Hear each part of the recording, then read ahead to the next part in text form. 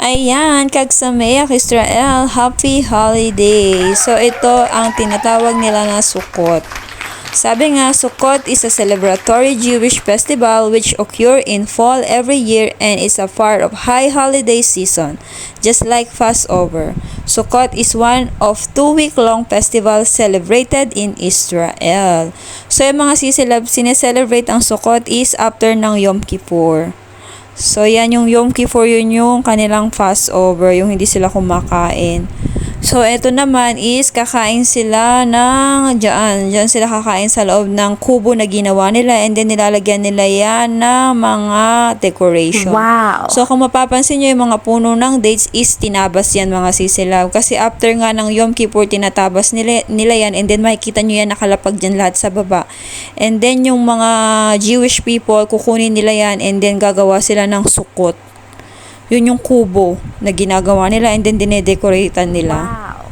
So yan, malinis na ngayon kasi nga is mamayang gabi is yun na, start na ng Sukkot.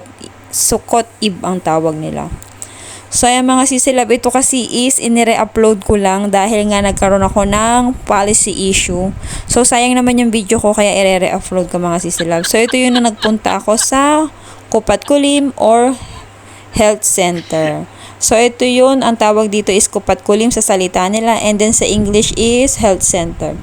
So, ito po is hospital na check-upan lang. Wala tong yung nagko-confine, walang ganun. Walang kino-confine dito, only check-up lang. So, dahil nga ngayon is kukuha ako ng insure ng aking alaga. So, yan dadaan ako dito kasi meron akong dalang agala kasi mga sisilab sa daan nakakita ako ng isang supot na bottle. O, diba? So, ipinasok ko dyan sa aking agala. Sayang pera din yun. So, ayan mga sisilab, kaya dito ako dumaan sa elevator. And then, ayan nga, dito lang to sa second floor. So, sana naman is bukas siya. Kasi minsan mali-mali, diba, ang lola? Kasi mamaya is holiday nila.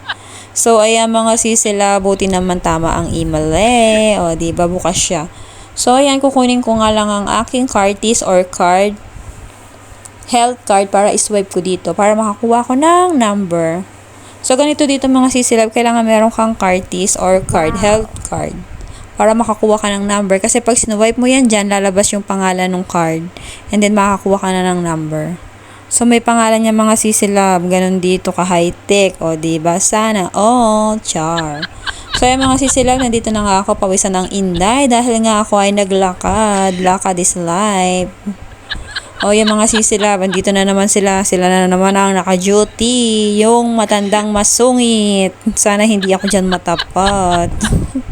Tagalan mo pa. Kasi ako na yung susunod na nasa screen. Susunod na yung number ko. O, 619. So, ayan, ayoko dyan. Masyado yung mabusisi. Sana doon ako sa lalaking matangkad mapunta. Kasi yun ay mabait. So, ayan, thanks God sa kanya ako napunta. Kung hindi ako sa kanya napunta, baka hindi ako nakakuha ng ganito kadami.